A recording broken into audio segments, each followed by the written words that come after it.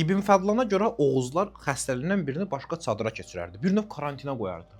Bəs necə anlayıblar ki, o insan başqalarına xəstəlik yayır? Təbii ki, müşahidə ilə. Görürlər ki, xəstə biridir, fırtılığını çəkə-çəkə gəlir kimisə yanına, apşey eləyir, o birisilər də bir müddətdən sonra xəstələnirlər. Bunu görən Oğuzlar onu başqa çadıra salırlar, sən Allah gir ora, sağalanını çıxarsan.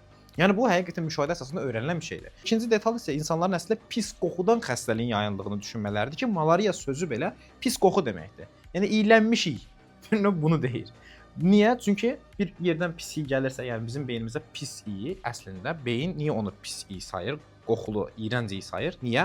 Çünki onda xəstəlik ola biləcəyini əslində təkamül dövründə öyrənib, bilib. Ona görə nəcisdən gələn iy bizi iyrəndirir. Yəni bu təkamülün əsasıdır. Buna görə də sonrakı dövrlərdə insanlar pis qoxudan xəstəliyin yayıldığını düşünürdülər. Və ola bilsin ki, kimsə xəstələnibsə, nəsə pis iy gəlirsə, onu uzaqlaşdırırlar qrupdan. Həmçinin Oğuzlarda da baş verə bilər. Ola bilsin ki, Oğuzlar hansısa bir adam öz burnunu çəkib pis iy verirdisə, onu hansısa bir çadıra salıb sağalana qədər gözləyirdilər.